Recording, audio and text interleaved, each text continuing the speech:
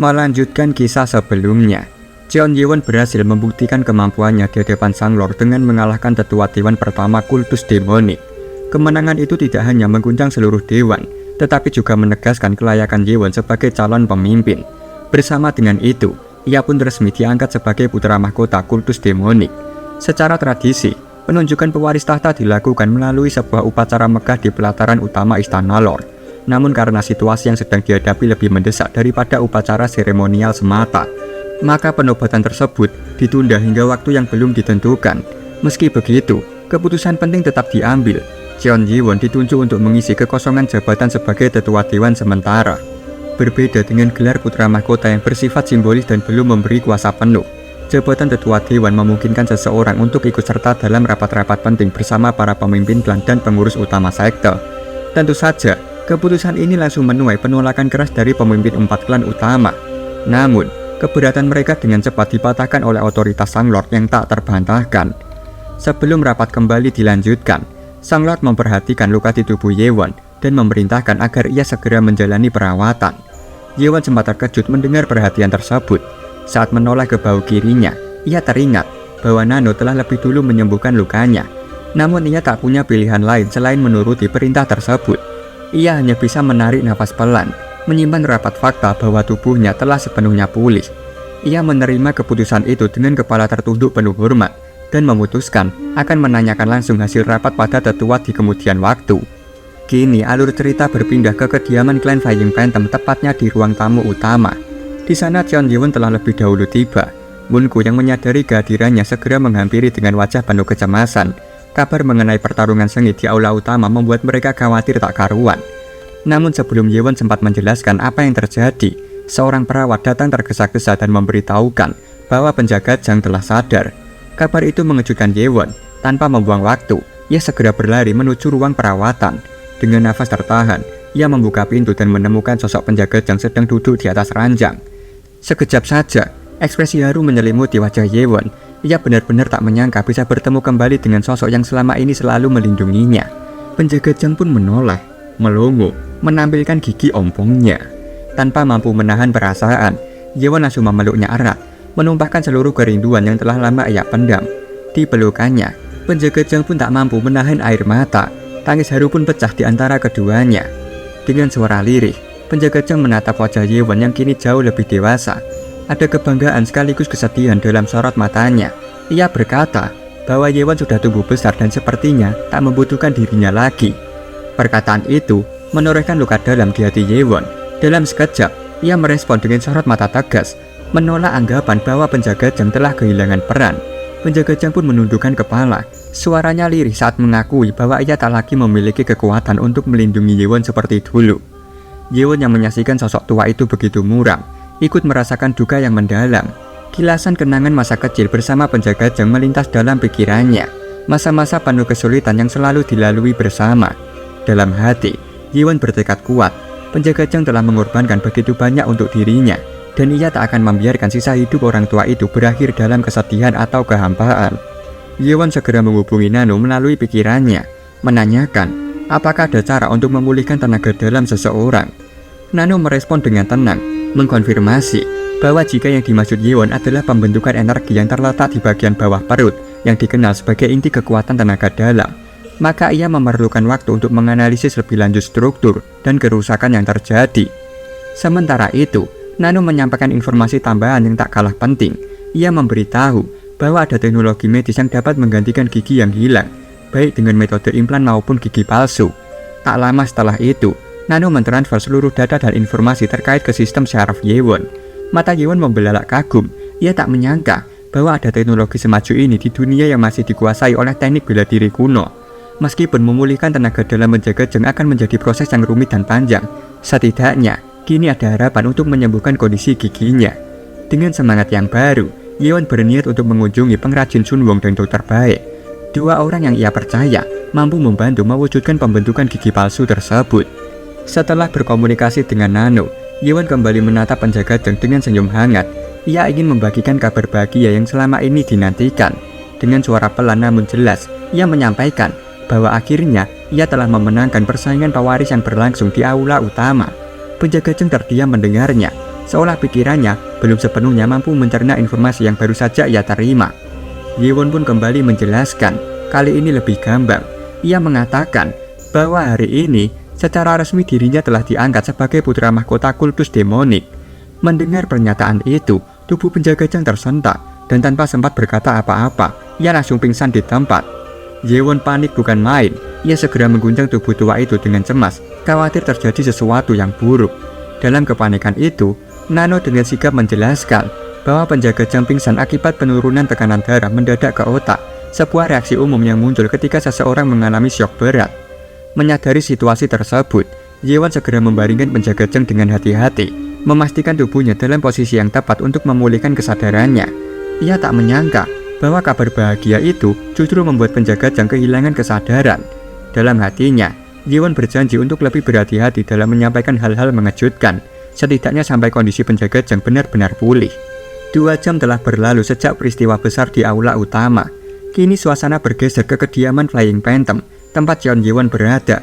3 tetua dewan pendukung Cheon Yewon berdatangan, berdiri dengan sikap hormat di hadapannya, menyampaikan ucapan selamat atas keberhasilannya menjadi pewaris tahta resmi kultus demonik. Kabar itu membuat para pengikut Yewon yang mendengarnya terkejut bukan main. Mulut Hubong bahkan terbuka lebar, seolah siap menelan kepala Yewon dalam sekejap. Mereka serempak memprotes dengan nada berseloroh, menyayangkan bahwa Yewon tidak memberitahu mereka lebih awal tentang kabar sebesar ini. Dengan penuh semangat, Hubong langsung mengusulkan agar diadakan pesta perayaan sebagai bentuk penghormatan atas penobatan Yewon. Usulan itu segera didukung oleh suara Ryu yang antusias. Namun Hwan Yi dengan suara tenang segera menanggapi bahwa itu memang ide bagus, namun sayangnya harus ditunda. Ia menjelaskan bahwa saat ini ia dan Yewon harus segera menghadiri perjamuan penting di aula perjamuan untuk bertemu dengan tamu dari Persatuan Murim. Kini Cheon Yewon dan Hwan Yi berpindah tempat, berbicara empat mata. Hwan Yi menyampaikan bahwa hasil rapat yang sebelumnya digelar di aula utama telah menetapkan keputusan penting. Aliansi dengan Persatuan Murim secara resmi disetujui melalui pemungutan suara mayoritas. Mendengar hal itu, Yewon menyentuh dagunya, merenung sejenak. Dengan pengesahan tersebut, berarti lebih dari 70% tetua dan master dalam kultus telah memberikan persetujuan mereka terhadap aliansi itu. Hwan Yi melanjutkan, mengatakan bahwa aliansi tersebut merupakan langkah yang tak bisa dihindari. Situasi di luar dinding kultus semakin memburuk. Provinsi Anhui dan Provinsi Zhejiang telah jatuh ke tangan musuh. Yewon mendongak dengan tatapan tajam.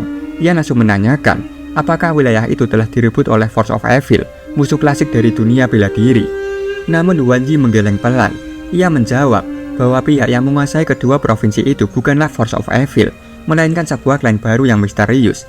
Yewon terkejut oleh kabar itu. Sebuah klan baru menaklukkan 2 wilayah besar sekaligus. Ini bukan ancaman yang bisa dipandang sebelah mata. Hwan Yi mulai menjelaskan situasi yang terjadi.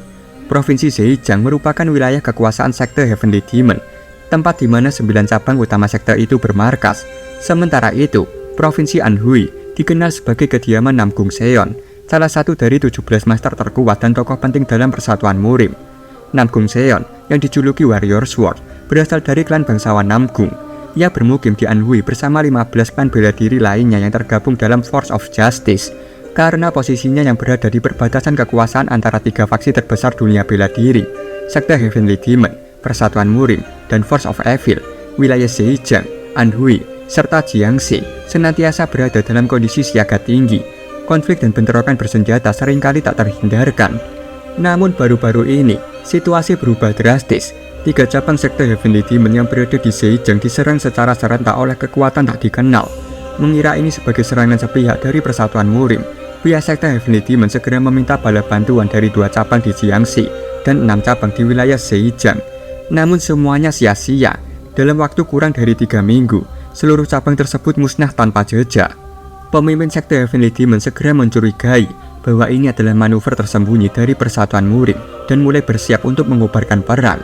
Namun sebelum serangan dilancarkan, utusan dari Persatuan Murim tiba di markas besar Heavenly Demon di Gunung Siwan. Kemarahan para tetua sekte memuncak. Mereka berniat mengeksekusi utusan tersebut di tempat. Namun berita yang dibawa para utusan membuat semuanya berubah. Ternyata Persatuan Murim juga mengalami serangan serupa. Provinsi Anhui, wilayah penting yang mereka kuasai, telah direbut oleh kekuatan misterius yang sama. Bahkan lebih buruk lagi, Namgung Seon, sang Warrior Sword, salah satu dari 17 master terkuat, tewas dalam serangan tersebut. Persatuan Murim awalnya juga mencurigai sekte Heavenly Demon sebagai pelaku, namun setelah menyadari bahwa kedua pihak kehilangan wilayah secara bersamaan, mereka mengutus diplomat untuk memastikan kebenarannya dan menghindari perang yang tidak perlu. Dengan ditemukannya ancaman ketiga yang belum diketahui identitasnya, sekte Heavenly Demon menawarkan gencatan senjata sementara kepada Persatuan Murim. Tujuannya satu, merebut kembali provinsi Anhui dan Zhejiang dari tangan klan misterius itu. Tak lama setelah itu, datanglah utusan kedua. Kali ini disertai oleh salah satu dari 17 master terkuat dari Persatuan Murim.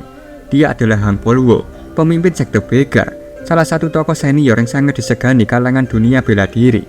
Menyadari bahwa ancaman yang mereka hadapi bukan sesuatu yang bisa dihadapi sendiri, sekte Heavenly Demon menerima proposal kerjasama yang diajukan oleh Persatuan Murim. Tanpa menunggu waktu lama, pasukan inti dari sekte pun diberangkatkan untuk merebut kembali provinsi Anhui dan Zhejiang. Strategi mereka sederhana, tapi berani, menyerang klan misterius itu secara serentak dari dua arah sebelum mereka sempat memperkuat pertahanan. Namun rencana itu gagal total. Hasilnya bisa dilihat dengan mata kepala sendiri. Lord dan para tetua kembali dalam keadaan terluka parah. Bahkan tetua ketujuh Go Sunwong gugur di medan pertempuran. Namun pada rapat resmi, tidak ada satupun dari mereka yang menjelaskan bagaimana kekalahan itu bisa terjadi. Itulah alasan utama mengapa kini Persatuan Murim dan sekte Heavenly Demon memutuskan untuk beraliansi. Selain memiliki musuh yang sama, mereka juga perlu menampilkan kesatuan di hadapan dunia luar. Begitu kabar aliansi ini diumumkan secara resmi, berita tersebut akan menyebar ke seluruh dataran tengah, dan pihak Force Evil tidak akan berani bergerak sembarangan. Itu adalah tujuan kedua dari pembentukan aliansi ini, membangun tekanan psikologis terhadap faksi lain. Setelah mendengar penjelasan panjang dari Huan Yi, Xion Jiwon mengajukan pertanyaan yang sejak tadi mengganjal dalam pikirannya. Siapakah sebenarnya klan baru yang menyebabkan kekacauan sebesar ini? Huan Yi terdiam sesaat.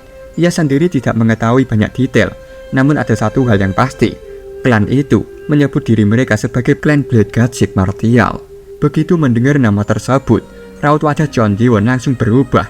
Ekspresinya menegang, menunjukkan keterkejutan yang mendalam. Kini kita beralih ke kediaman para Guardian, tepatnya di ruang pribadi Guardian Agung.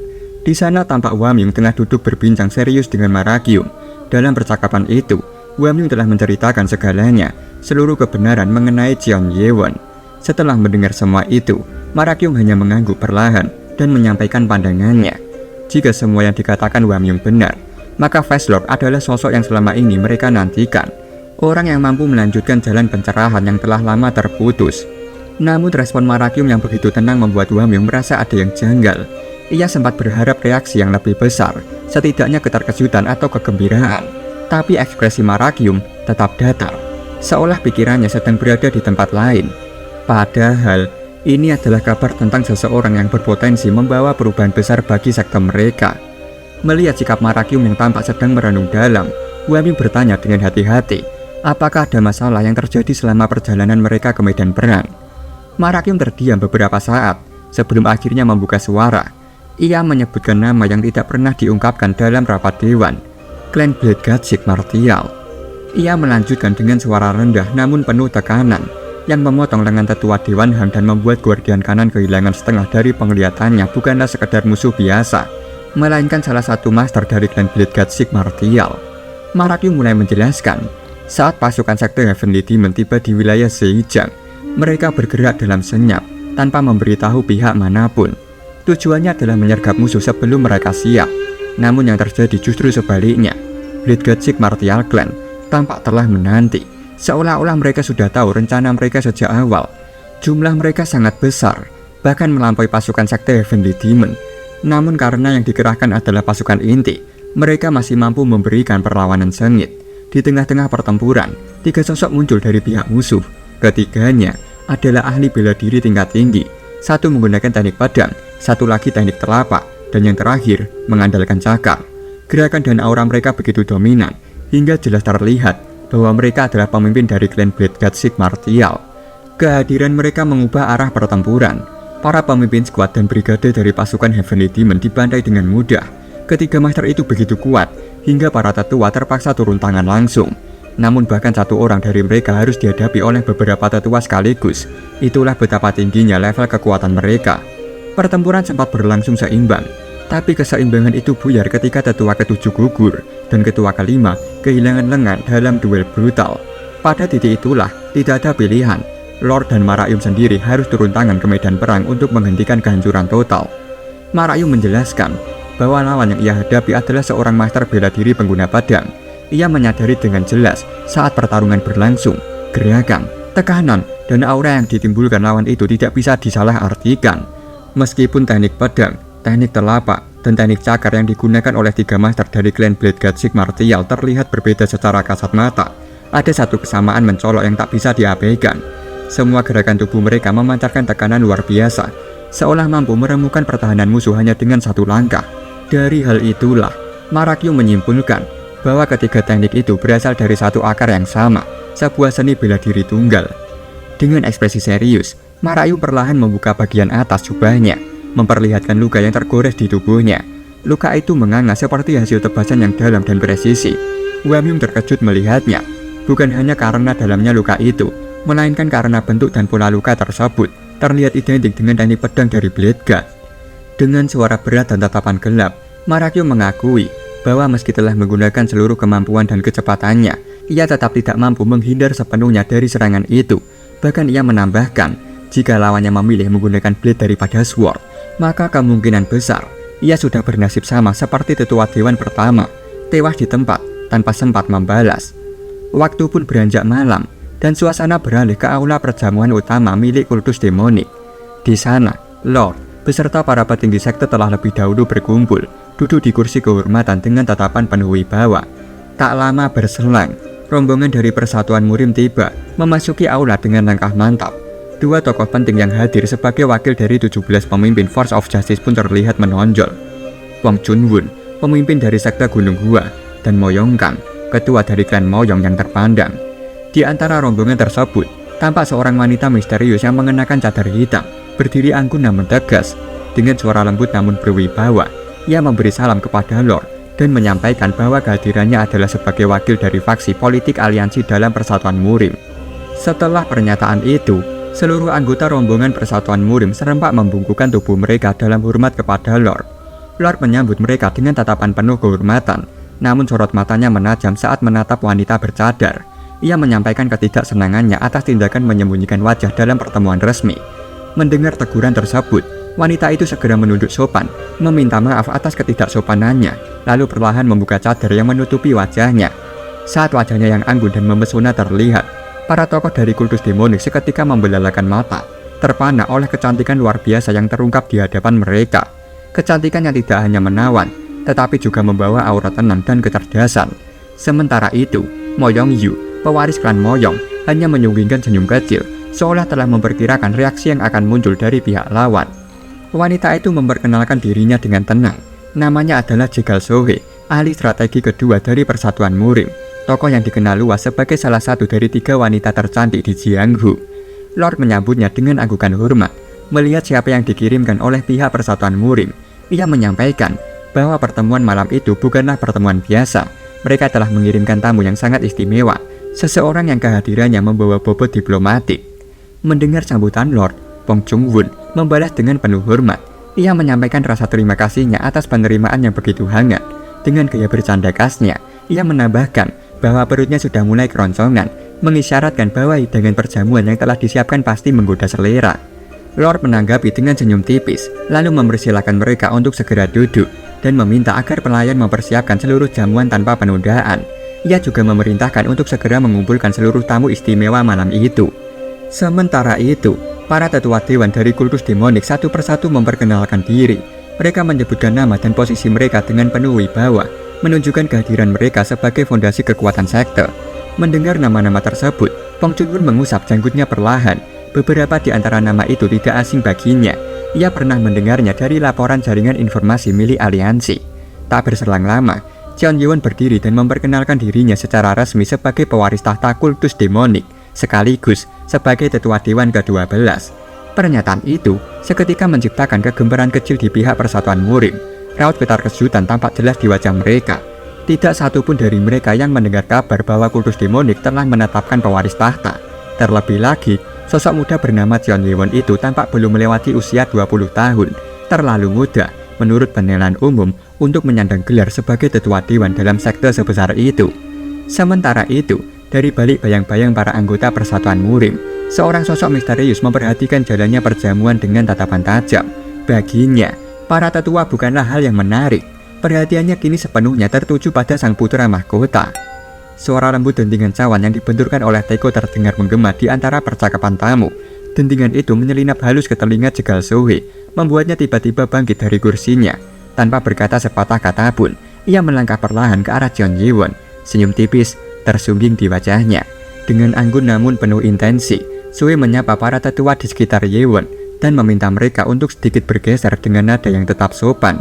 Huan Yi dan Yin Moha sempat bingung dengan maksud dari tindakan wanita itu. Begitu pula para pemimpin Persatuan Murim yang tak dapat menyembunyikan keterkejutannya atas tindakan Sohe yang mendadak berubah. Tanpa ragu, Sohe duduk di sisi Jeon Ji-won dan menatapnya lekat-lekat, seolah mencoba menembus pikirannya. Ji-won sempat berpikir bahwa wanita itu mungkin sudah terlalu banyak minum. Namun rasa curiga muncul saat Sohe tiba-tiba mendekatkan wajahnya dan menggoda dengan suara lembut yang mengandung daya tarik aneh. Mo Yong-yu yang menyaksikan kejadian itu dari kejauhan terbelalak kaget. Tak biasanya Sohe bersikap seperti itu, apalagi dalam situasi formal seperti ini. Merasa ada yang tidak beres, Ye-won segera meminta bantuan Nano untuk menganalisis kondisi wanita di hadapannya. Ia tidak sepenuhnya yakin bahwa Sohe hanya sekedar mabuk. Beberapa detik kemudian, Nano memberikan hasil analisisnya. Pupil matanya menyempit secara tidak normal. Gelombang otaknya menunjukkan ketidakwajaran. Nano memastikan jegal Sohe sedang berada di bawah pengaruh hipnosis.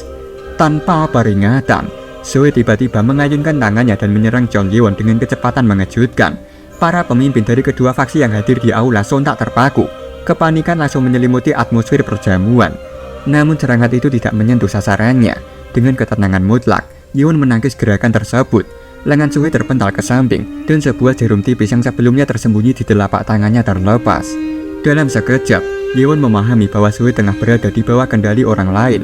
Dan yang lebih mencengangkan, orang yang mengendalikan wanita itu pastilah berada di dalam ruangan yang sama.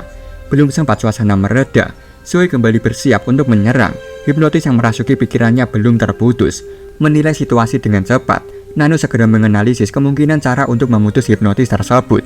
Hanya ada dua pilihan, membebaskannya melalui si pengendali atau melalui metode ekstrim berupa kejutan langsung ke otaknya. Tanpa ragu, Ye-won memilih yang kedua. Ketika Sohe menerjang kembali, Ye-won menggenggam kepala wanita itu dengan mantap dan menundukkannya ke lantai. Di tengah kekacauan itu, Chung Won sontak bangkit dari tempat duduknya, diliputi kekhawatiran. Ia tampak hendak mencegah tindakan Ye-won, tak ingin penyelesaian ini berujung celaka. Sebaliknya, Huan Yi yang menyaksikan penyerangan mendadak itu menanggapi dengan kemarahan yang membara. Ia tak percaya bahwa pihak Persatuan Murim justru mendatangkan ancaman ke tengah upacara penting ini. Sementara itu, dari sudut aula yang tertutup bayangan, sosok tersembunyi hanya menyaksikan semua kejadian dengan tawa kecil yang terpendam. Ia tampak sangat menikmati permusuhan yang mulai tumbuh di antara kedua kekuatan besar itu. Ye-won yang masih menggenggam kepala Sohe segera mengaktifkan perintah terakhir. Sengatan listrik kecil namun intens dialirkan langsung ke pusat saraf wanita itu. Tubuh Sohe tersentak hebat. Suara arangannya terdengar lirih namun memilukan. Dalam hitungan detik, tubuhnya melemas dan terkulai di hadapan Ye-won. Sohe yang kesadarannya mulai pulih mengerang pelan. Tubuhnya melemah dan jatuh terduduk di lantai.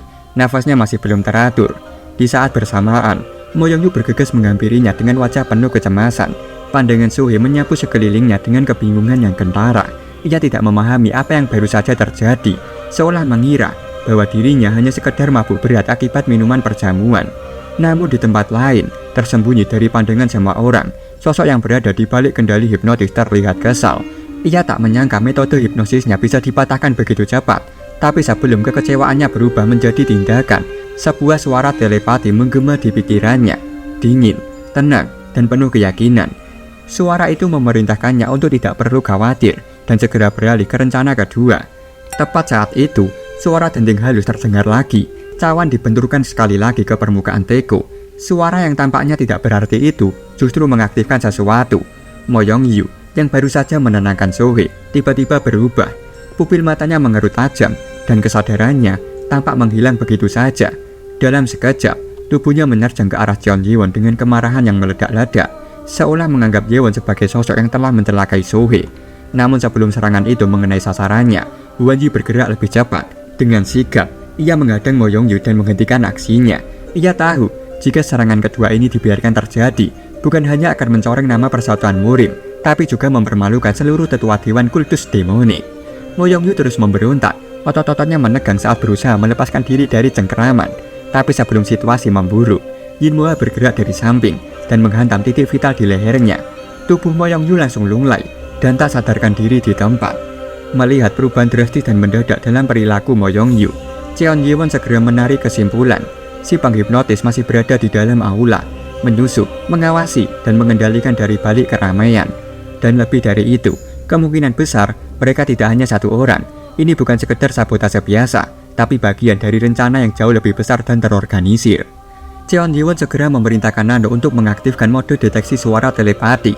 Dalam hitungan detik, sistem pendengarannya disesuaikan, memungkinkan Ye-won untuk menangkap gelombang telepati yang sebelumnya tersembunyi. Tak lama kemudian, dari antara kerumunan, sosok pria yang menjadi pelaku hipnotis mulai menunjukkan gelagat gelisah. Rencana kedua mereka telah gagal, dan kini ia menunggu perintah selanjutnya. Suara telepati pun kembali menggema di benaknya, sebuah instruksi untuk menjalankan rencana ketiga. Namun tanpa disadari, itulah saat kehancurannya dimulai. Ye-won langsung bergerak. Dalam sekejap, ia mencengkram leher pria itu, menyeretnya ke depan dengan kekuatan yang tak bisa dilawan. Pria itu terkejut, mencoba berakting bingung, dan pura-pura tak tahu apa-apa. Ia memohon agar dilepaskan, menyebut bahwa ini semua hanyalah kesalahpahaman. Tapi tatapan dingin Ye-won menembus kepalsuannya. Ia menyatakan dengan tenang bahwa tak ada tipu daya yang bisa mengelabuinya. Cengkeraman Ye-won semakin menguat. Pria itu mulai meringis, nafasnya tercekik, tubuhnya perlahan kehilangan kekuatan. Ye-won menatap tajam, lalu bertanya dengan suara rendah namun mengancam. Apa sebenarnya yang dimaksud dengan rencana ketiga? Pertanyaan itu membuat pria tersebut terkejut bukan main. Melihat kejadian itu, Mo Yong-kang segera melangkah maju. Wajahnya menunjukkan kekhawatiran dan ketegasan. Ia meminta Ye-won untuk menghentikan tindakannya dengan menyatakan bahwa ia menyadari bahwa hanya telah melakukan kesalahan besar. Namun tetap saja, menyerang penjaga rendahan bukanlah sikap pantas bagi seorang pewaris tahta. Namun Ye-won tetap tenang. Ia menoleh ke arah Mo Yong-kang dan bertanya dengan suara datar namun menusuk. Apakah pria yang ia cekik benar-benar berasal dari Persatuan Murim? Pertanyaan itu membuat Mo Yong-kang terdiam sesaat. Ekspresinya berubah bingung, tak mengerti maksud sebenarnya dari ucapan Ye-won.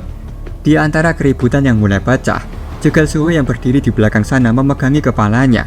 Masih terlihat bingung dan belum sepenuhnya pulih dari efek hipnotis. Pandangannya tertuju pada pria yang tengah dicekik oleh Cheon Ye-won.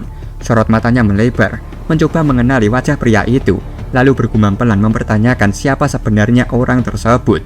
Perkataan Sohee langsung memancing kebingungan lebih lanjut di antara orang-orang di sekitarnya.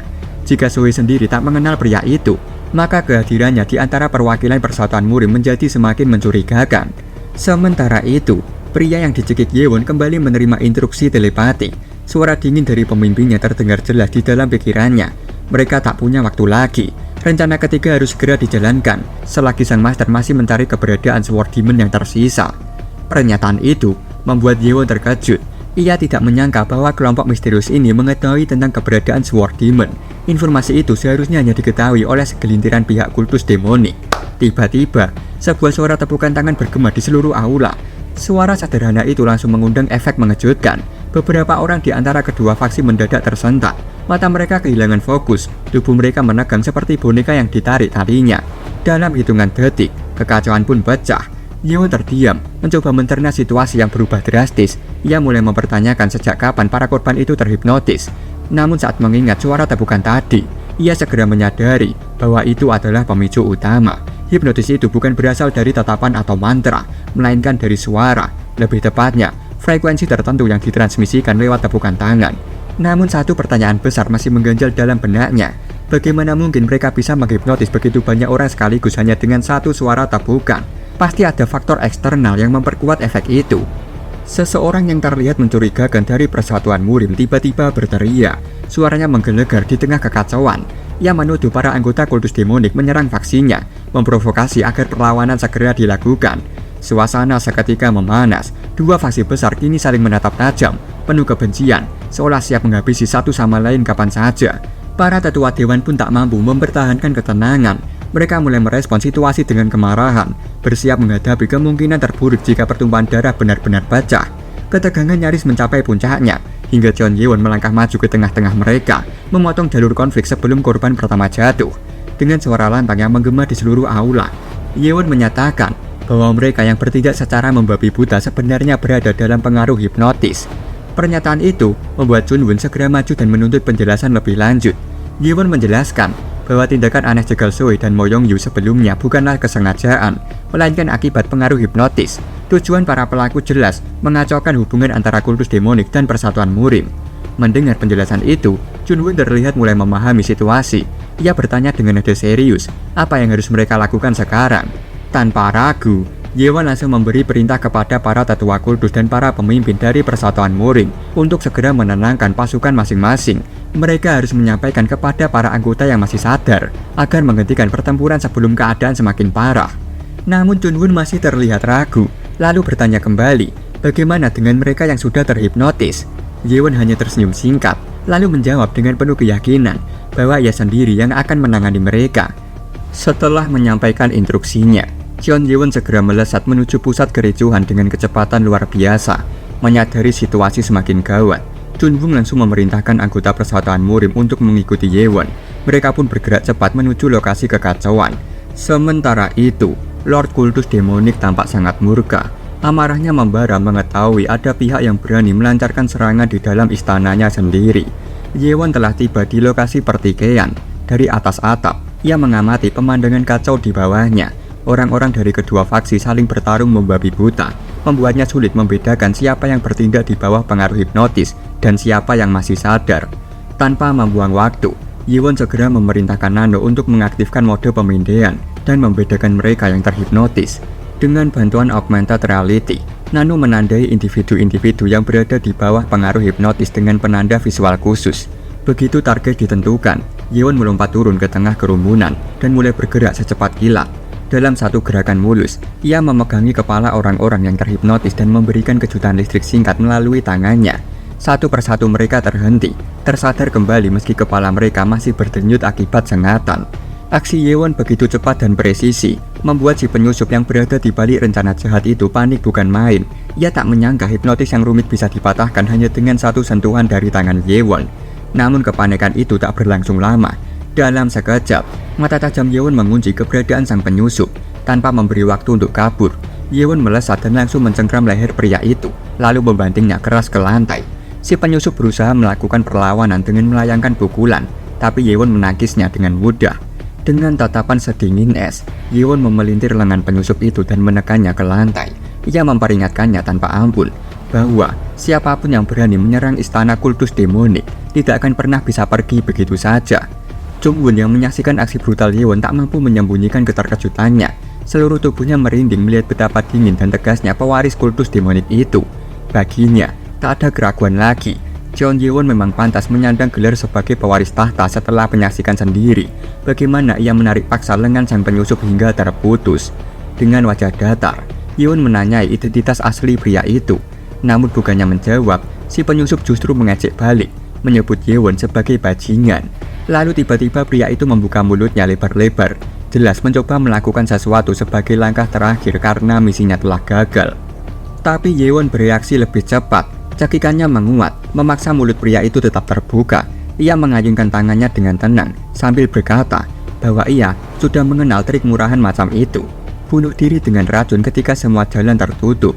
Dengan presisi dingin, Ye-won mencabut gigi geraham pria itu yang berisi racun, memastikan rencananya gagal total. Setelah itu, ia menyeringai tipis, lalu berbisik pelan bahwa waktunya untuk berbicara belum tiba. Ia menyuruh pria itu untuk tetap hidup, karena sebelum diinterogasi, masih ada satu urusan yang harus ia bereskan terlebih dahulu, memburu sang dalang yang mengendalikan semua ini dari balik bayangan. Kini, suasana bergeser menuju perpustakaan akademik demonik. Tempat yang biasanya sunyi dan dipenuhi ilmu pengetahuan itu, kini berubah menjadi pemandangan mengerikan. Puluhan mayat instruktur tergeletak bersimbah darah di halaman depan, mengisyaratkan betapa brutal serangan yang terjadi. Kita menyusuri lebih dalam, menuju ruang bawah tanah perpustakaan, tempat tersimpannya rahasia terdalam akademi. Di depan pintu ruang rahasia, dua instruktur berdiri terpaku dalam keterkejutan. Pintu baja yang selama ini dianggap tak tertembus, kini telah hancur lebur, dilumat paksa oleh si penyusup. Namun serangan brutal itu memicu mekanisme pertahanan terakhir. Sebuah kristal pelindung kuno telah mengurung penyusup itu dari dalam. Salah satu instruktur menatap kristal tersebut dengan cemas. Firasat buruk menggantung di udara, seolah bencana lebih besar akan segera terjadi. Dengan nada gelisah, ia berharap guardian kiri segera tiba untuk menangani keadaan yang sudah di luar kendali. Tiba-tiba, dentuman keras menggema dari dalam ruangan, membuat kedua instruktur tersentak. Suara itu bukan suara sembarangan, itu adalah kekuatan yang mencoba menghancurkan kristal pelindung. Kristal itu sendiri tak main-main, 3 kali lebih kuat dari pilar-pilar batu yang menopang perpustakaan. Bahkan, Ki tingkat tinggi pun tak sanggup menembusnya dengan mudah. Namun kekuatan dari dalam begitu mengguncang hingga dinding ruangan bergetar. Dalam waktu singkat, permukaan kristal mulai retak. Di saat bersamaan, Wamyu dan sejumlah instruktur lain tengah bergegas menuju lokasi. Dari kejauhan, sebuah ledakan dahsyat mengguncang lantai bawah perpustakaan, mengguncang fondasi gedung. Melihat ledakan itu, Wamyu segera mempercepat langkah dan menyampaikan bahwa ia akan lebih dulu mendahului mereka. Ketika tiba, matanya langsung disambut pemandangan mengenaskan. Tubuh para instruktur bergelimpangan, bersimbah darah, tak satu pun yang mampu berdiri. Dari balik kepulan asap dan reruntuhan, perlahan muncul sosok seseorang yang berjalan keluar dengan tenang. Saat wajahnya perlahan terlihat di antara debu, jantung Wamyu mencelos, matanya terbelalak. 2 pria berpakaian serba hitam berdiri dengan tenang di tengah mayat para instruktur. Sarung tangan besi tersemat di tangan mereka, memancarkan aura ancaman yang nyata. Tatkala Wamyu memperhatikan lebih saksama, matanya menyipit. Salah satu dari mereka bukanlah orang asing. Ia mengenali pria itu sebagai salah satu penjaga dari Persatuan Murim. Namun ada yang ganjil. Ki yang memancar dari tubuh pria itu sama sekali tak mencerminkan seorang penjaga rendahan. Energinya terlalu pekat, terlalu berbahaya. Tak diragukan lagi, dialah dalang utama di balik penyerangan ini. Untuk memudahkan Mimin, kita sebut saja pria itu Joko. Senyum menyeringai menghiasi wajah Joko. Tatapannya berbinar, seolah ia baru saja menemukan mainan baru yang jauh lebih menarik. Musuh-musuh sebelumnya terlalu lemah, dan kini kehadiran Wamyu memberinya sedikit harapan untuk hiburan yang lebih layak. Pasukan Wamyu akhirnya tiba dan segera mengepung area, menutup semua jalur pelarian bagi Joko dan rekannya. Para instruktur yang menyaksikan kehancuran di depan mata mereka dibajak. Salah satu dari mereka melangkah maju, suaranya lantang, bertanya dengan kemarahan yang tertahan. Apa yang telah mereka lakukan terhadap para penjaga di ruang bawah tanah? Joko menjawab dengan senyum tipis yang penuh candaan, lalu menunjuk ke arah lorong gelap di belakangnya, menyuruh mereka untuk memeriksa sendiri tumpukan mayat yang tertinggal di sana. Emosi memuncak, sang instruktur hendak maju untuk menyerang. Namun Wamyu mengangkat tangannya dengan tegas, menahan pergerakannya. Ia belum memberi aba-aba.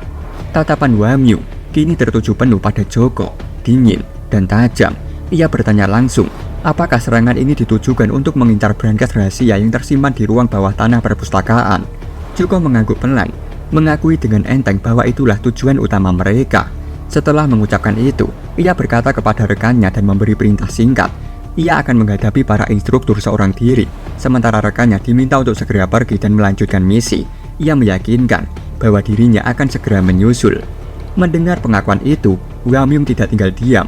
Dengan nada tegas penuh amarah, ia segera memerintahkan para instruktur untuk menangkap kedua penyusup tersebut. Tanpa menunggu komando kedua, para instruktur melesat maju. Namun Joko tak gentar sedikit pun. Ia menarik nafas dalam-dalam, lalu melepaskan sebuah siulan tajam. Gelombang suara yang dilepaskan menggetarkan udara, menghantam keras dan brutal ke arah para instruktur. Frekuensi mematikan itu menghancurkan apapun yang dilewatinya. Beberapa instruktur langsung ambruk, gendang telinga mereka pecah tak sanggup menahan intensitas suara tersebut. Meski begitu, sebagian dari mereka tetap bertahan. Dengan tekad baja, beberapa instruktur yang lebih kuat melompati gelombang suara itu dan menghunuskan pedang mereka ke arah Joko tanpa ragu. Tatapan Joko justru berbinar. Ia mulai tertarik. Dalam satu gerakan cepat dan presisi mematikan, Joko mematahkan leher salah satu instruktur yang menerjangnya. Dengan ekspresi mengejek, Joko memandangi para instruktur yang tersisa. Nada suaranya meremehkan saat ia menyampaikan bahwa sangat disayangkan mereka semua harus berakhir di tempat ini. Salah satu instruktur langsung dipenuhi amarah. Ia menerjang maju dengan pedang terhunus. Namun Joko hanya mengangkat tangannya dan menjepit bilah pedang itu dengan 2 jari, seolah benda tajam itu tak lebih dari ranting rapuh. Sang instruktur tersentak panik, segera melompat mundur untuk menjaga jarak. Namun belum sempat ia menarik nafas, Joko sudah muncul di hadapannya dengan satu ayunan tinju yang menggelegar. Perut sang instruktur dijebol tanpa ampun. Joko mengibaskan tangannya seolah membuang sampah yang tak berarti, lalu menoleh ke arah rekannya dan berkata dengan tenang bahwa kini tak ada lagi yang bisa menghentikan mereka. Ia memerintahkan rekannya untuk segera melanjutkan misi dan pergi. Melihat hal itu, Hwa Myung langsung melesat cepat, tak akan membiarkan penyusup itu kabur begitu saja. Senjata mereka saling beradu, membakar udara seketika. Tubuh keduanya terpental ke belakang oleh benturan kekuatan yang luar biasa. Joko seperti biasa, menyeringai, tatapan meremehkan terpancar dari wajahnya. Ia memberitahu dengan tenang bahwa rekannya pasti akan berhasil kabur, sesuai perintahnya. Hwa Myung mengernyit, di dalam benaknya, ia menyadari bahwa pria di depannya ini bukan musuh biasa. Kecepatan dan kekuatannya jelas di luar nalar, bukan sekedar penjaga dari persatuan murim. Joko tertawa kecil penuh ejekan. Ia mengaku bahwa Hwa Myung tidak selemah lawan-lawannya sebelumnya, namun tetap mengejek bahwa kekuatan kultus yang terkenal itu tampaknya tak sehebat yang dibicarakan orang. Hwa Myung tidak menanggapi ejekan itu. Ia tetap tenang, lalu bertanya dengan tajam siapa sebenarnya identitas penyusup di hadapannya. Namun Joko tak menjawab. Dalam sekejap, ia sudah berada tepat di depan Hwa Myung, mengayunkan tinjunya dengan kekuatan penuh. Ia menyindir bahwa Hwa Myung terlalu banyak tanya untuk seseorang yang akan mati. Serangan demi serangan dilancarkan Joko, namun Hwa Myung berhasil menangkis semuanya. Tatapannya kini berubah tajam, tak ada lagi kelonggaran dalam gerakannya. Hwa Myung mulai serius. Kedua petarung itu kini saling bertukar serangan sengit, menyerang dan bertahan silih berganti dalam duel yang memekakan udara. Joko tampak kegirangan, matanya bersinar liar melihat Hwa Myung akhirnya mulai bertarung dengan serius. Namun wajah Hwa Myung menunjukkan tanda-tanda kesulitan. Serangan Joko datang tiada henti, cepat, brutal, dan tanpa celah. Ia sadar jika terus bertahan, maka kekalahan hanya tinggal menunggu waktu. Hwa Myung menerjang maju dan mengaktifkan teknik Crimson Fire Sword. Bila energinya membara, siap menebas habis musuh di hadapannya. Namun Joko tak gentar sedikit pun. Ia malah menyambut serangan itu dengan senyuman, meminta Hwa Myung untuk terus menghiburnya. Sungguh mengerikan. Joko membatalkan teknik Crimson Fire Sword hanya dengan kekuatan mentahnya, lalu mengayunkan tinjunya ke arah kepala Hwa Myung. Refleks Hwa Myung masih menyelamatkannya. Ia melompat mundur dan menangkis pukulan itu. Namun keterkejutan membekas di matanya. Serangan Joko datang dari arah yang tidak bisa ditebak, dengan pola dan kuda-kuda yang sangat khas. Sebuah kecurigaan muncul di benaknya, namun tak sempat dipikirkan lebih jauh. Serangkan tinju brutal menghantam tubuh Hwa Myung dengan telak. Tubuhnya terguncang, dan kemudian tinju kanan Joko mengandung kekuatan luar biasa, menghantam tubuh Hwa Myung, mengembaskannya jauh ke belakang hingga menghancurkan dinding tempatnya membentur. Dengan tubuh berlumuran luka dan darah mengalir dari mulutnya, Hwa Myung berusaha bangkit. Ia terbatuk keras, darah segar kembali menyembur dari tenggorokannya. Meski tubuhnya nyaris roboh, pandangannya tetap tajam saat ia berbicara terbata-bata, menyebut nama yang membuat udara mendadak menegang. Orang di hadapannya pasti berasal dari klan Blade Gatsik Martial. Joko hanya menyeringai. Ia menatap Hwa Myung yang terhuyung lemah, lalu bertanya dengan nada mengejek, mengapa Hwa Myung bisa berpikir demikian. Sembari menahan rasa sakit dan menutupi mulutnya yang terus mengeluarkan darah, Hwa Myung menjawab lirih. Gaya bertarung Joko, pola serangan, kekuatan tinju, semuanya terlalu mirip dengan teknik khas Blade God. Joko menjilangkan tangan di depan tubuhnya, lalu menatap Hwa Myung penuh remeh. Ia tampak tak peduli rahasianya terbongkar. Baginya, tak ada gunanya menyembunyikan apapun dari seseorang yang akan segera mati. Dengan suara berat dan penuh percaya diri, Joko akhirnya mengungkapkan identitas aslinya. Namanya adalah Shahid, Master Fist dari klan Blade Gatsik Martial. Dalam benaknya, Hwa Myung sudah menduga kebenaran itu sejak awal. Ia tahu klan Blade Gatsik Martial akan datang. Dengan tubuh gemetar dan luka dalam yang parah, ia mencoba memaksa dirinya untuk bangkit. Ia harus memperingatkan para tetua apapun yang terjadi. Tapi sayangnya, tubuhnya tak lagi mau menuruti kehendaknya, seperti beban sialan yang lumpuh ditelan rasa sakit. Sementara itu, Shahid mulai mengumpulkan ki di tangannya. Aura mematikan menyelimuti kepalan tinjunya. Dengan nada ringan yang kontras dengan kekejaman yang hendak ia lakukan, ia mengucapkan selamat tinggal pada Hwa Myung. Namun, belum sempat tinjunya melayang, sebuah kepala tiba-tiba melesat dari sisi gelap, menabrak arah Shahid dengan kecepatan tinggi. Refleks luar biasanya membuatnya mampu menangkap kepala itu di udara. Tapi saat ia menatap wajah yang kini tergenggam di tangannya, matanya membelalak terkejut. Itu kepala rekan yang tadi ia perintahkan untuk kabur. Tampak sosok Jeon Ye-won berada di atas pembatas, tatapannya dingin dan penuh tekanan. Dengan suara datar, Ye-won bertanya, "Jadi kau yang mereka sebut sebagai master?" Melihat kemunculan Ye-won, Hwa Myung segera berteriak, memaksakan suaranya keluar demi memberitahu bahwa ia masih hidup. Sahin yang mendengar suara itu langsung menoleh, dan begitu matanya menangkap sosok yang berdiri di kejauhan, dahinya mengerut penuh keraguan. Itu adalah Jeon Ye-won, Vice Lord dari kultus demonik. Ia seharusnya berada di perjamuan, bukan di tempat seperti ini. Kecurigaan mulai merayap dalam pikirannya, menyiratkan kemungkinan bahwa salah satu bawahannya telah membocorkan informasi rahasia. Namun tak ada waktu untuk memikirkan itu. Hwa Myung yang tampak nyaris tak berdaya di hadapannya masih menjadi target utama atas rahasia dirinya. Sahin melesat maju, melepaskan tinju maut yang ditujukan langsung ke kepala Hwa Myung, berniat menghabisinya sebelum ada yang menghalangi. Tapi Ye-won tak tinggal diam. Dalam sekejap, ia sudah berdiri di antara keduanya, menangkis serangan itu dengan kekuatan yang cukup menciptakan dentuman keras. Sahin terpental sedikit ke belakang, lalu menyeringai puas, merasa tertantang oleh pria muda yang mampu menghalangi serangannya. Serangan berikutnya datang dari samping, cepat dan mematikan. Ye-won, meski sempat terkejut dengan kecepatannya, masih mampu menangkisnya.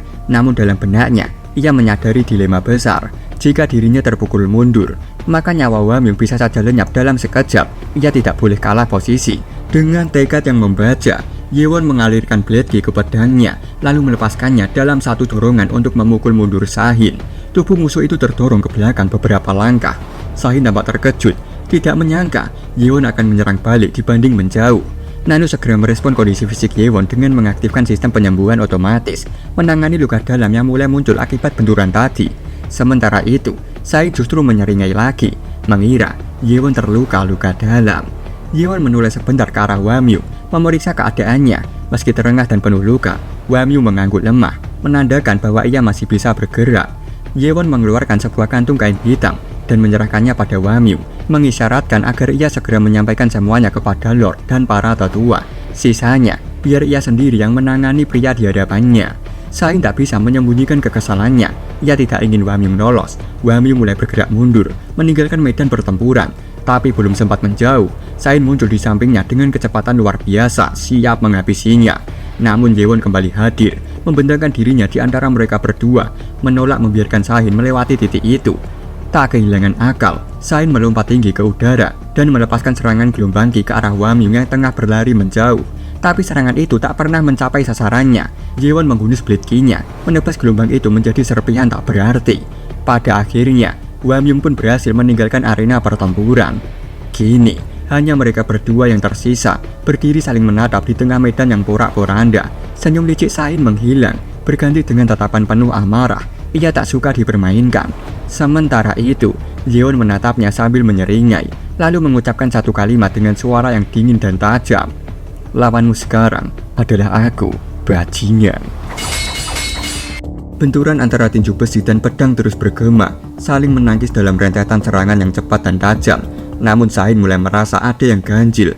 Ye-won yang sempat terkena serangan telak sebelumnya seharusnya menunjukkan tanda-tanda melemah. Tapi pemuda itu tetap berdiri tanpa goyah, seolah luka dalam yang ia terima tak berarti apa-apa. Keduanya mendarat hampir bersamaan, menciptakan jarak beberapa langkah di antara mereka. Sahin menatap Ye-won dengan tajam, menyadari bahwa situasi telah melenceng dari rencana. Waktu terlalu berharga untuk dihabiskan di tengah kultus demonik. Ia harus menyelesaikan ini secepat mungkin. Kakinya menghentak lantai dengan kuat, menciptakan retakan kecil sebelum tubuhnya melesat seperti peluru ke arah Ye-won.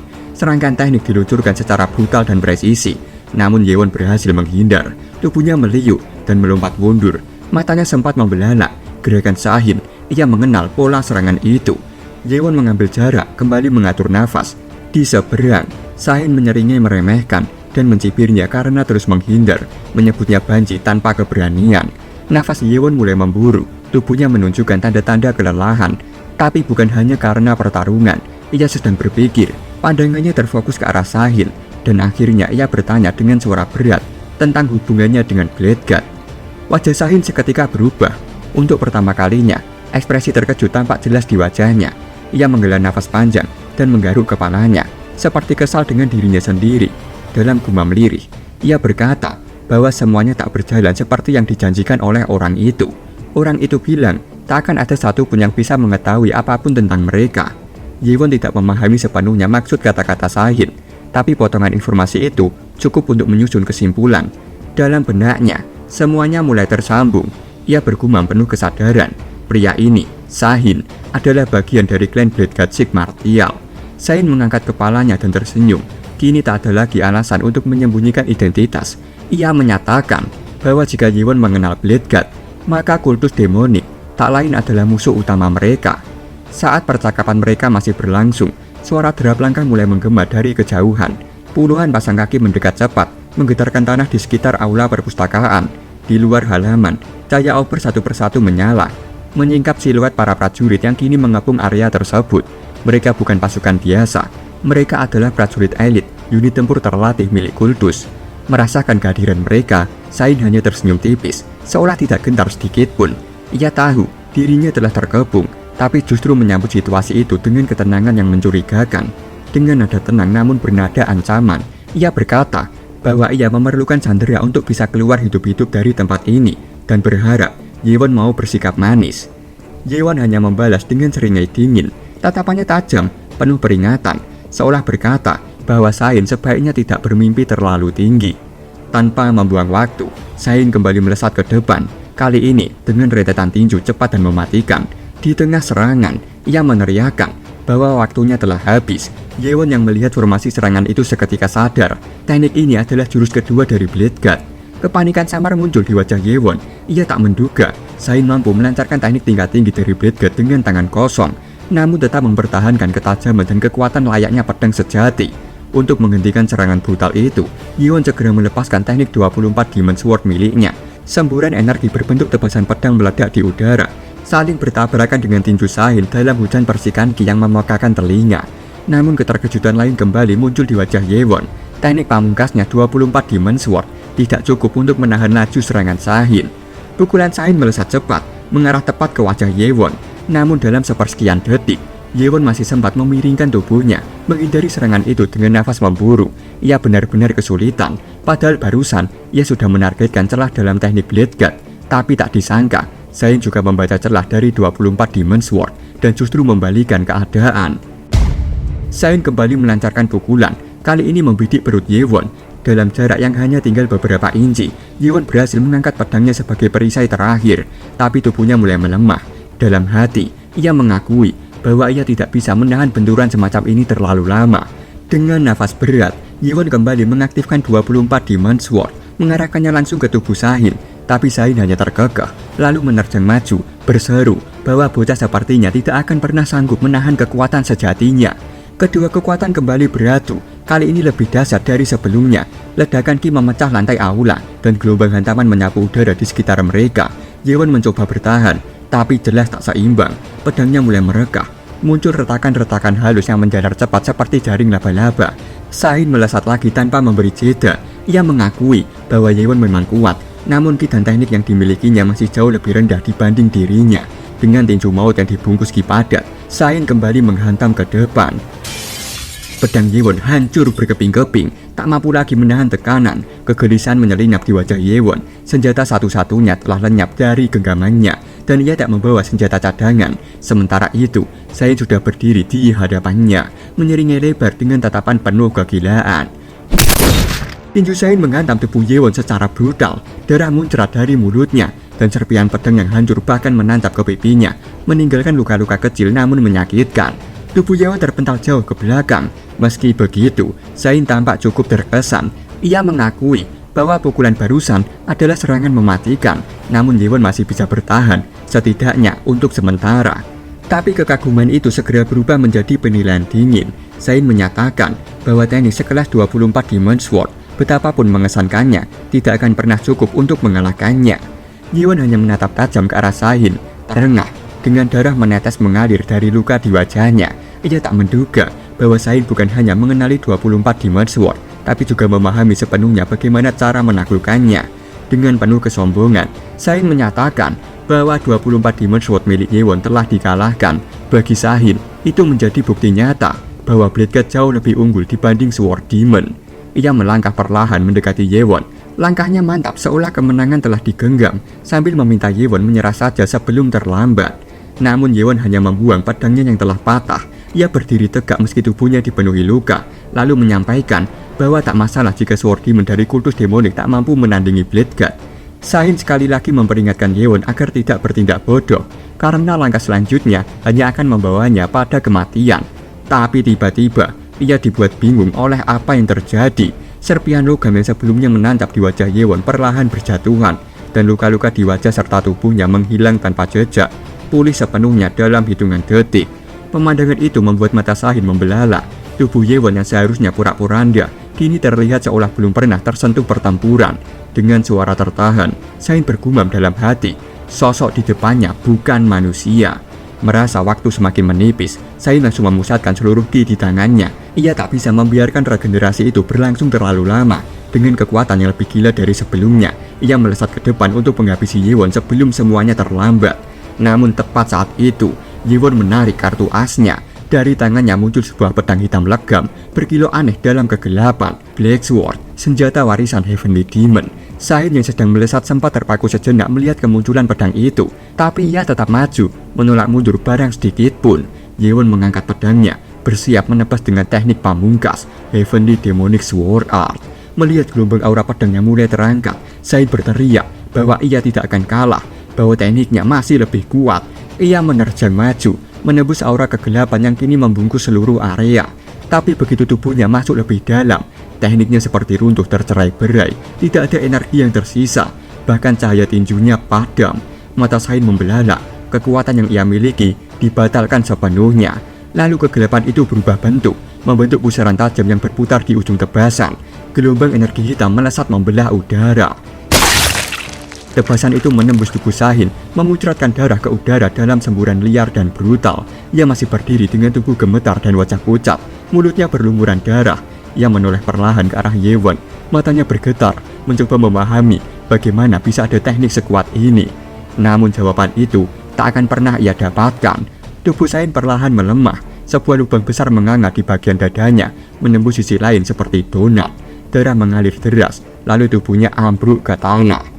Yewon berdiri tegak di hadapannya, tatapannya tajam dan tak bergeming. Ia menegaskan satu hal, itulah teknik terkuat dari kultus demonik.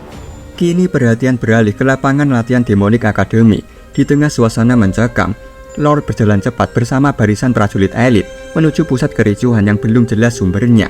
Namun sebelum langkahnya berlanjut, sosok yang terluka parah tiba-tiba muncul di hadapannya. Wamyu, tubuhnya penuh luka dan darah mengalir dari sudut bibirnya. Melihatnya, Lord langsung menghentikan langkah dan bertanya dengan suara dalam, di mana musuh berada. Dengan nafas tersengal dan suara gemetar, Wamyu menjawab bahwa Yewon sedang bertarung melawan anggota dari klan Blade God Sith Martial. Setelah menyampaikan itu, tubuhnya limbung dan akhirnya ambruk tak sadarkan diri.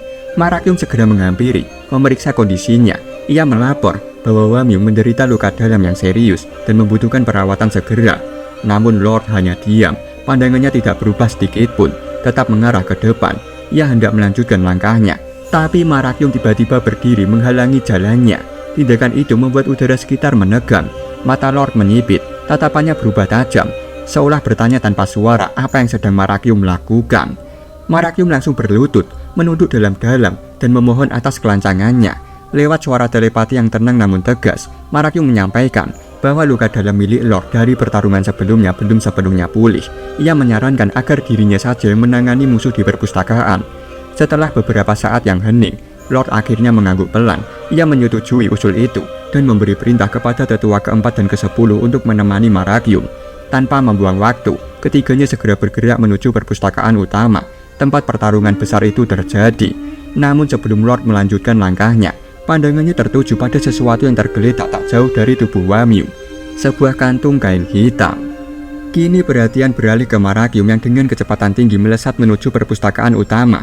Ia mendarat ringan di atas tembok pembatas halaman, dan saat menjejakkan kakinya di sana, matanya langsung membelalak. Pemandangan di hadapannya benar-benar di luar dugaan. Cheon Yewon berdiri tegak dengan pedang hitam legam di tangannya, tengah melancarkan teknik pamungkas Heavenly Demonic Sword Art. Gelombang energi gelap menyelimuti udara, menyatu dengan aura tajam yang membuat bulu kuduk meremang. Marakyum terpaku, tak hanya karena kekuatan teknik itu, tetapi juga oleh keberadaan pedang hitam itu. Pikirannya berputar cepat. Pedang itu bentuknya terlalu sempurna dalam kegelapan, hitam pekat dari ujung bilah hingga ke gagangnya. Marakyum mengenali pedang itu. Setelah Zain tumbang, Yewon menarik kembali pedangnya. Dalam sekejap, pedang itu menyusut dan kembali menjadi gelang di pergelangan tangannya. Tapi Yewon tak sempat merasa lega. Ia menyadari kehadiran seseorang yang mengamati. Saat menoleh ke belakang, matanya bertemu dengan sosok Marakyum yang berdiri diam di kejauhan, menyaksikan segalanya. Rahang Yewon mengeras, giginya bergemertak. Ia tahu betul, Marakyum adalah mata dan telinga Lord yang paling setia. Jika semuanya dilaporkan, maka sesaat kemudian, tetua keempat tiba. Wajahnya berubah serius begitu melihat tubuh musuh yang tewas di hadapan Yewon. Tanpa menyembunyikan keterkejutannya, ia bertanya pada Marakyum tentang situasi ini. Yin Moha segera menyusul, mendekati Yewon dengan wajah cemas. Ia memastikan kondisi sang tuan muda. Yewon mengangguk lemah, menunjukkan bahwa dirinya baik-baik saja. Tak lama, Marakyum melangkah mendekat. Ia menghela nafas dan mengucapkan syukur melihat Yewon masih baik-baik saja. Yewon menunduk ringan, mengucapkan terima kasih atas kepedulian mereka. Namun kegelisahan dalam dirinya belum reda. Tak berselang lama, para prajurit elit muncul dan mengepung area perpustakaan. Lord sendiri datang bersama mereka. Langkahnya tenang namun menyiratkan kewibawaan yang berat. Begitu melihatnya, Yewon langsung berlutut dan memberi penghormatan. Namun dalam hatinya, badai sedang bergolak. Ia tahu semua yang dilihat Marakyum tadi bisa mengubah segalanya. Dan kini, Yewon harus bersiap menghadapi pertanyaan atau kecurigaan yang tak bisa ia jawab dengan mudah. Lord menatap Marakyum dengan tajam dan memintanya melaporkan situasi yang terjadi. Dengan sikap tenang namun waspada, Marakyum menjelaskan bahwa saat ia tiba di lokasi, Cheon Yewon sudah lebih dulu mengalahkan seorang warrior dari klan Bladeguard Sik Martial. Mendengar pernyataan itu, Lord hanya terdiam. Namun dalam hatinya, badai pertanyaan mulai bergejolak. Ia tak menyangka Yewon mampu menumbangkan pendekar elit dari Bladeguard sendirian. Dari sisa-sisa pertarungan yang masih membekas di medan, satu hal menjadi sangat jelas. Cheon Yewon telah menyembunyikan kekuatannya selama ini. Kini, kewaspadaan Lord terhadap putranya itu pun meningkat drastis. Sekarang kita beralih bersama Lord dan Marakyum yang telah tiba di terowongan brankas bawah tanah di perpustakaan kultus demonik.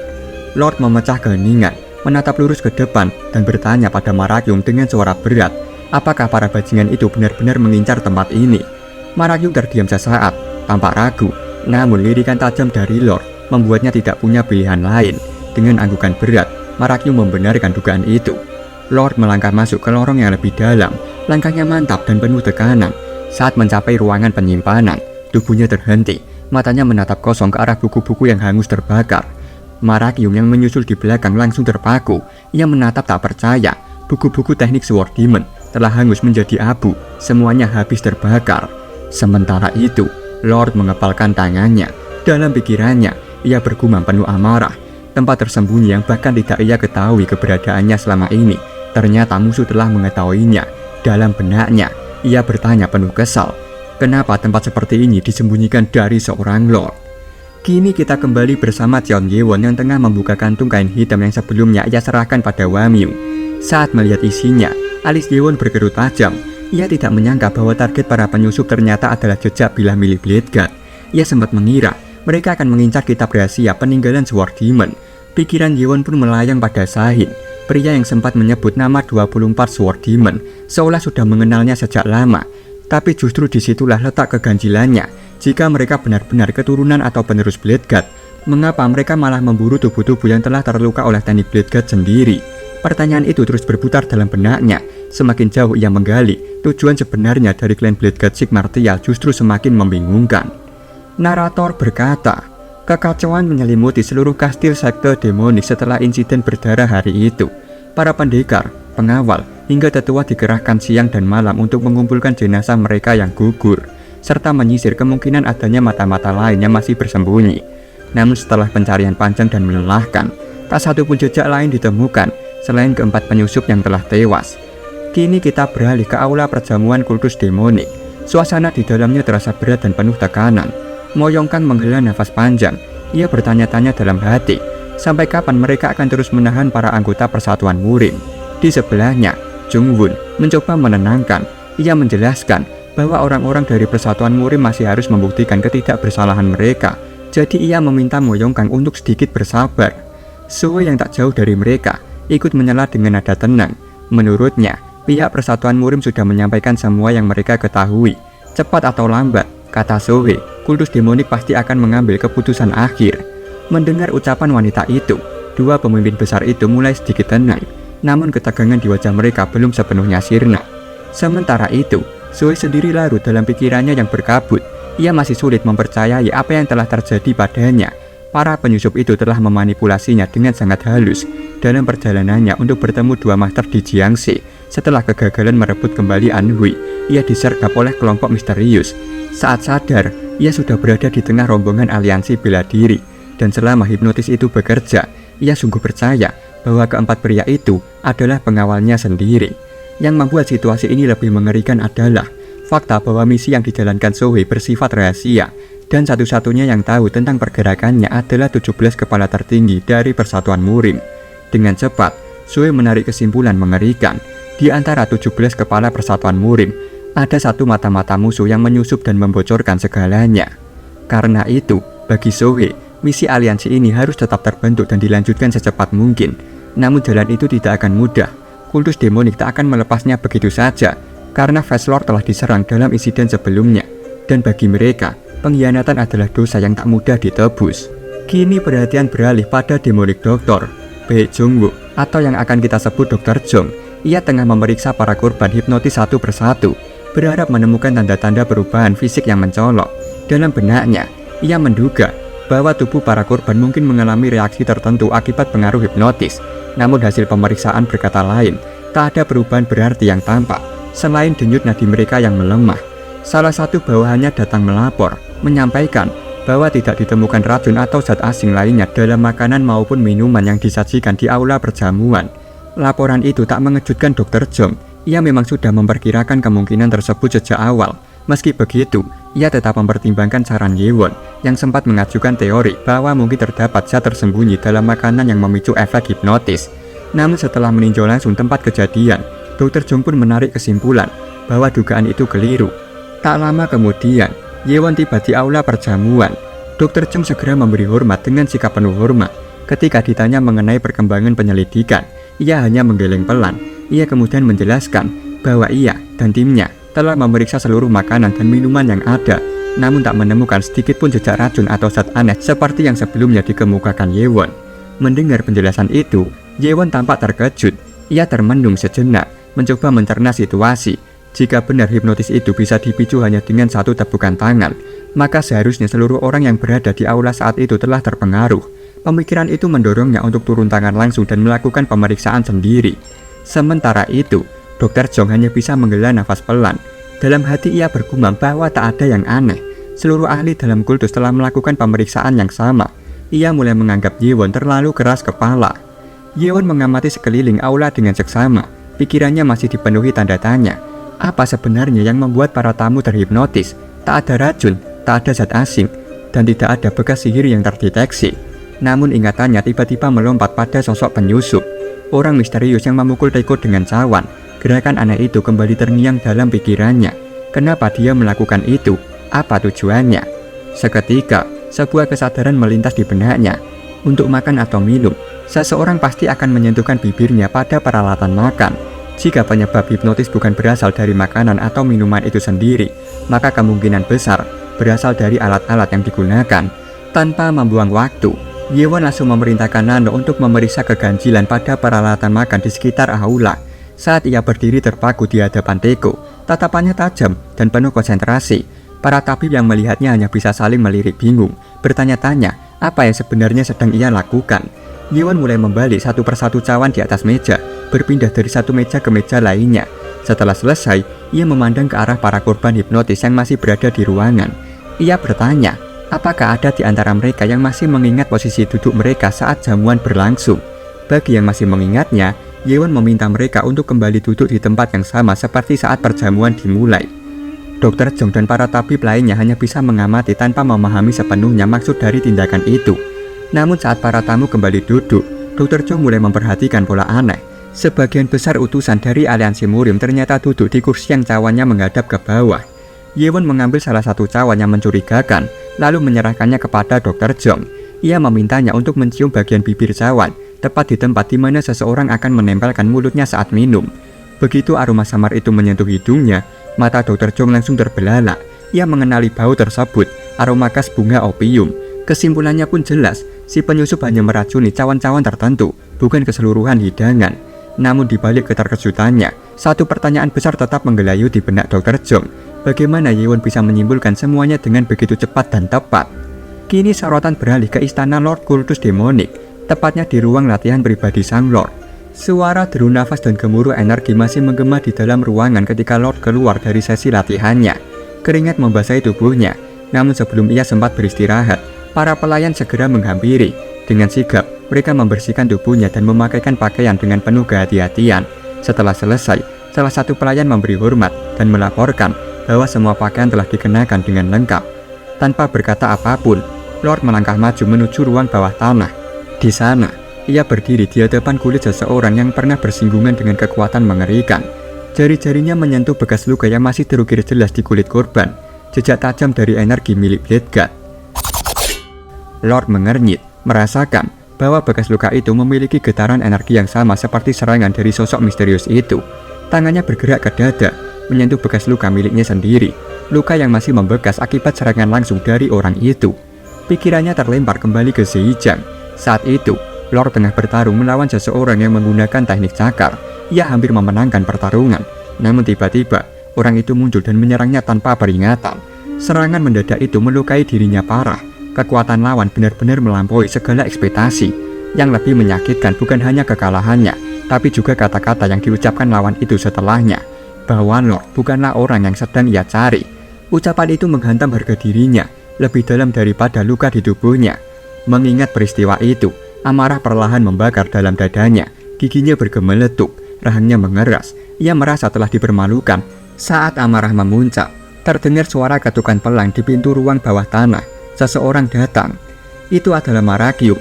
Lord menarik nafas dalam, lalu menyuruhnya menunggu di ruang utama.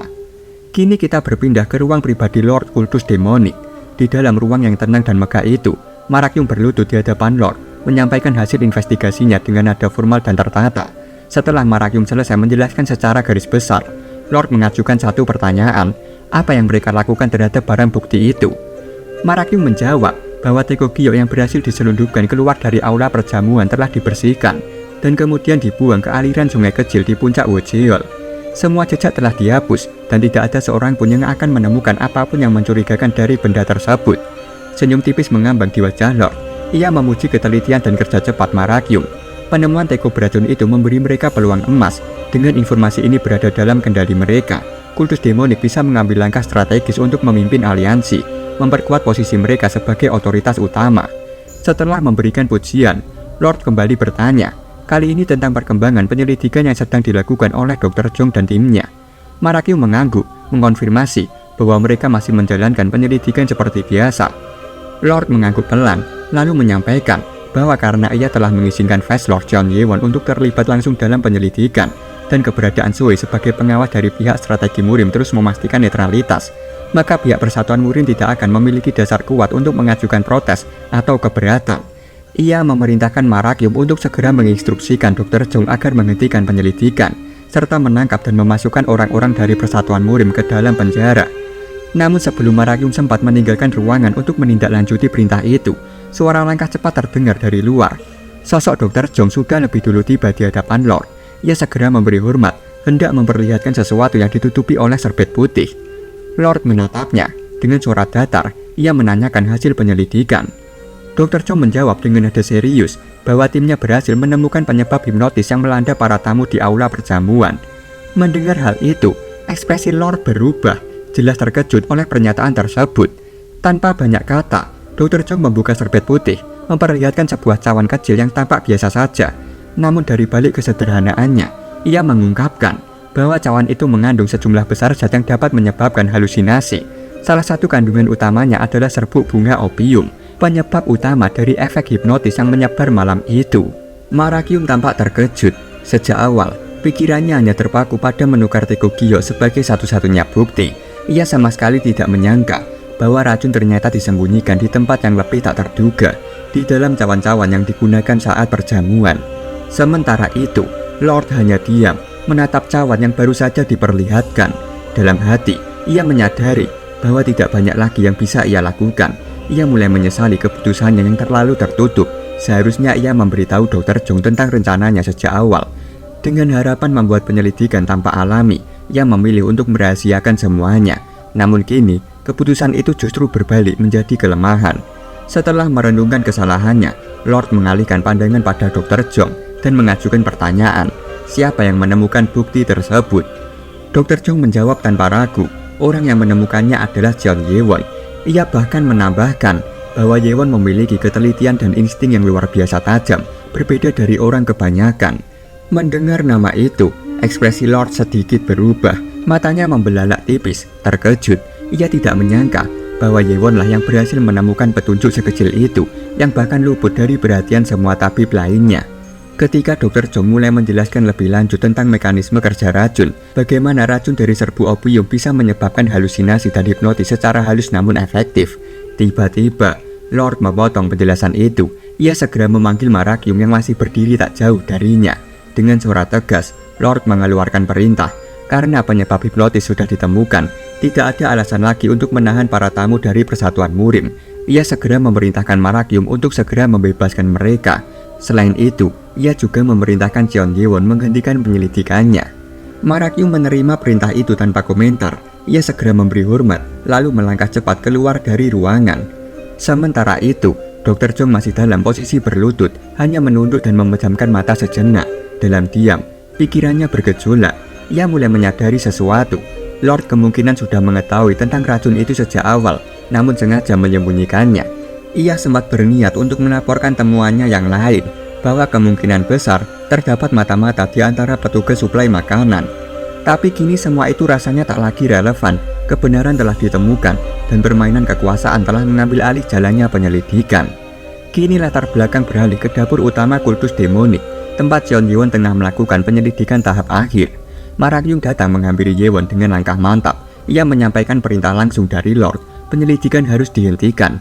Tak hanya itu, Marakyum dengan jujur menjelaskan bahwa teko-teko Gyo yang sempat dicurigai telah disembunyikan atas perintah Lord sendiri demi menutupi kebenaran dari publik dan mencegah kekacauan lebih besar.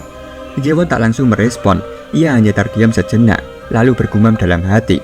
Ia tidak terkejut sama sekali. Ia tahu Lord adalah ahli siasat yang lihai, dan bukan pertama kalinya ia melihatnya bertindak seperti ini. Pengalaman baik di Demonic Academy masih membekas saat Lord menjadikannya umpan hidup demi rencana yang lebih besar. Setelah jeda singkat, Ye-won menoleh dan bertanya pada Marakyum, apakah ia sudah mengetahui rencana ini sejak awal? Marakyum mengangguk pelan. Ia membenarkan bahwa perintah untuk menyingkirkan teko-teko Gyo yang telah diracuni memang berasal langsung dari Lord. Ye-won menatap tumpukan teko di sebelahnya, lalu berkata bahwa jika ia berada di posisi Marakyum, ia tidak akan menghancurkan semua teko itu. Ucapan itu membuat Marakyum terdiam, bingung akan maksud sebenarnya. Ye-won melanjutkan penjelasannya dengan tenang. Menurutnya, jika mereka masih memiliki 1 atau 2 teko untuk dianalisis lebih lanjut, maka kultus demonik bisa mempelajari lebih dalam sifat racun tersebut dan mempersiapkan diri menghadapi ancaman serupa di masa depan. Setelah mengungkapkan pemikirannya, Ye-won berpamitan. Ia melangkah pergi, meninggalkan dapur tanpa menoleh sedikit pun. Marakyum hanya bisa menatap punggung Ye-won yang perlahan menjauh. Dalam hati, ia bergumam lirih. Awalnya, ia merasa bahwa rencana Lord telah gagal karena campur tangan Ye-won. Tapi kini ia menyadari bahwa anggapan itu salah besar. Karena berkat kepekaan dan ketelitian Ye-won, penyebab hipnotis berhasil ditemukan. Dan berkat itu pula, ancaman serupa tidak akan terulang di masa depan mendatang. Kini suasana berpindah ke aula perjamuan. Setelah kekacauan yang sempat melanda, ketegangan perlahan mengendur. Para pemimpin Persatuan Murim menunjukkan ekspresi lega. Kesalahpahaman yang hampir memicu pertumpahan darah akhirnya berhasil diselesaikan. Di antara mereka, Mo Yong-kang berbicara serius kepada Jung-won. Ia menegaskan bahwa semua tindakan yang mereka ambil adalah karena keadaan yang memaksa. Suka tidak suka, kultus demonik harus membentuk aliansi dengan Persatuan Murim untuk menghadapi musuh yang sama, klan Blade God Sig Martial. Jung-won mengangguk, membenarkan perkataan Mo Yong. Namun di sisi lain, Jegal Soe masih termenung dalam diam. Ada sesuatu yang mengganggunya. Menurut penilaiannya, insiden ini justru bisa menjadi pijakan kuat bagi kultus demonik untuk merebut dominasi dalam aliansi. Tapi entah kenapa, pihak kultus justru memilih menahan diri dan tidak mengambil keuntungan sebesar-besarnya. Keputusan yang tidak lazim bagi kelompok seberbahaya itu. Dalam benaknya, Zoe tak bisa mengabaikan satu nama, Jeon Ye-won. Jika bukan karena tindakan cepat dan ketelitian pria muda itu, perjamuan malam itu kemungkinan besar sudah berubah menjadi lautan darah, sesuai rencana klan Blade God Sigmartial. Zoe mengakui dalam hati, Jeon Ye-won bukanlah tokoh biasa, ia luar biasa, dan Zoe berjanji pada dirinya sendiri, suatu hari nanti, ia akan membayar hutang budinya pada sang putra mahkota. Narator kemudian mengisahkan, 3 hari setelah insiden penyerangan yang didalangi oleh klan Blade God Sigmartial, aliansi antara kultus demonik dan Force of Justice resmi terbentuk sesuai rencana. Pengumuman resmi pun disampaikan kepada seluruh pengikut sekte yang bermukim di dalam kastil. Namun meskipun aliansi terbentuk secara formal, bukan berarti semua pihak menerimanya dengan tangan terbuka. Mengingat sejarah panjang permusuhan dan pertentangan antara kaum kultus dan para seniman bela diri ortodoks, banyak pengikut sekte menunjukkan ketidaksenangan secara terang-terangan. Ketegangan lama belum benar-benar padam.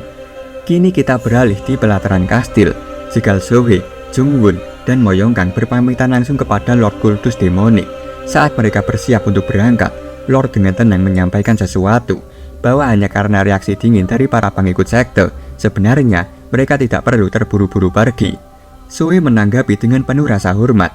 Ia menyampaikan bahwa dirinya harus kembali lebih awal dari rencana semula karena ada urusan mendadak yang harus segera ditangani. Sebelum pergi, ia mengucapkan terima kasih atas perlakuan baik dan keramahan yang telah ditunjukkan oleh sang Lord selama kunjungan. Sementara itu, Moyongkang dan Jungwon terlihat masih diselimuti ketegangan. Wajah mereka menyiratkan kecemasan yang belum sepenuhnya reda.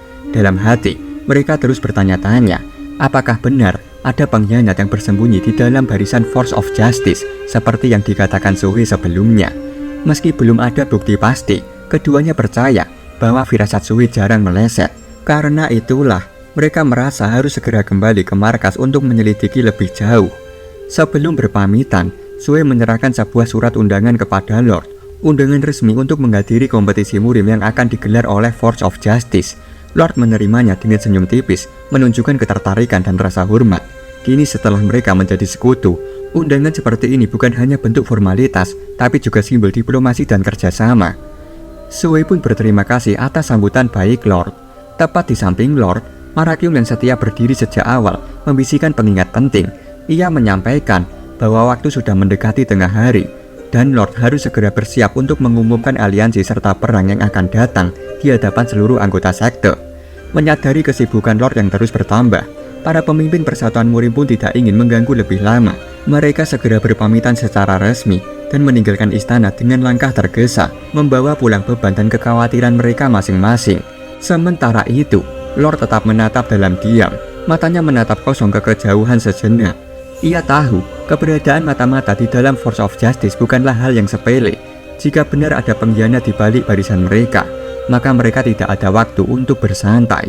Kini suasana berpindah ke markas klan Flying Phantom. Tak lama setelah pengumuman besar disampaikan oleh Lord, ekspresi Wukong terlihat muram dan penuh kekesalan.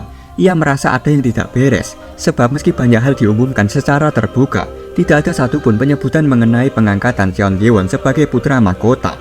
Sebuah keputusan penting yang seharusnya diumumkan secara resmi di hadapan sekte. Wang Hul yang berdiri tak jauh dari Hubong mengangguk setuju. Ia pun merasakan keanehan yang sama. Sementara itu, Samacak menyampaikan pandangannya.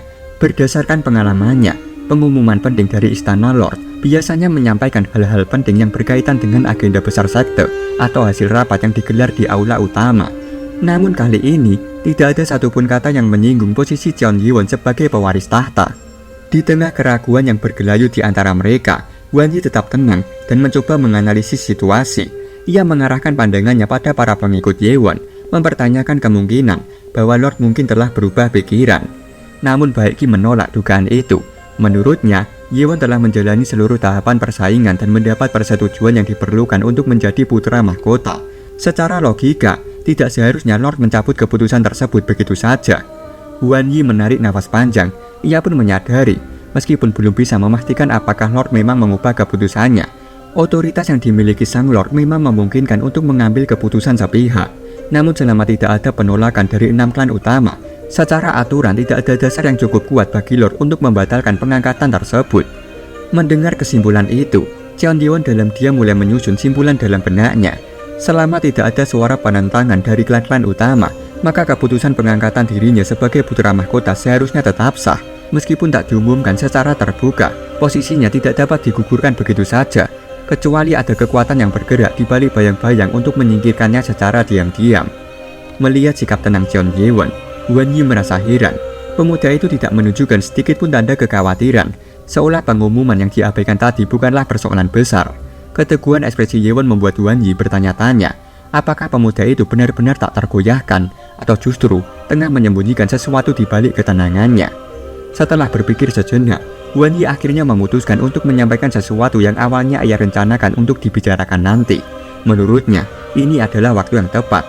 Ia menyatakan bahwa Ye-won mungkin sudah menyadari bahwa mereka, klan Flying Phantom, sedang berusaha menjaga hubungan diplomatis dengan klan Dark, terutama setelah insiden terbunuhnya Mu Jin-won oleh tangan Ye-won sendiri. Namun saat Hwan Yi kembali menemui perwakilan klan Dark pada malam sebelumnya, seluruh kompleks kediaman mereka telah kosong dan ditinggalkan tanpa jejak. Kabar itu membuat Ye-won sedikit terkejut. Dalam benaknya, ia bertanya-tanya, apakah klan Dark memutuskan untuk berpihak pada salah satu dari 4 klan utama yang tersisa. Namun penjelasan Hwan Yi segera menyusul, dugaan itu hanya separuh benar. Nyatanya, seluruh anggota klan Dark telah dipindahkan langsung ke Istana Lord. Lebih dari itu, pasukan mereka dibagi dua, sebagian diserahkan ke klan Sword dan sisanya ke klan Blade. Kabar tersebut sontak memicu kemarahan Samacha. Ia berseru lantang, menuding bahwa keputusan tersebut jelas merupakan bentuk penindasan terhadap putra mahkota. Baginya, ini adalah penghinaan. Cheon Ji-won lah yang mengalahkan pemimpin klan Dark, dan seharusnya pasukan mereka berada di bawah kendalinya, bukan diberikan kepada klan lain. Namun berbeda dengan amarah para pengikutnya, Ye-won tetap bersikap tenang. Ia menyanggah anggapan bahwa tindakan Lord adalah bentuk penindasan. Justru sebaliknya, ia menilai langkah itu sebagai upaya penyetaraan kekuatan. Para pengikut Ye-won pun tampak bingung mendengar penilaiannya yang tak terduga. Dengan tenang, Ye-won menjelaskan bahwa apa yang dilakukan Lord adalah strategi. Lord memperkuat dua klan besar Sword dan Blade untuk menyeimbangkan kekuatan mereka dengan Cheon Ji-won. Bahkan keputusan untuk tidak mengumumkan status resmi Cheon Ji-won sebagai putra mahkota pun, menurutnya, adalah bentuk pesan terselubung, sebuah peringatan bagi 4 klan utama lainnya bahwa peluang untuk bersaing belum benar-benar tertutup. Pada akhirnya, Ye-won menyimpulkan bahwa semua ini mengarah pada satu tujuan. Lord tengah merancang panggung besar, di mana Cheon Ji-won akan dipaksa berperang melawan keempat klan utama yang tersisa.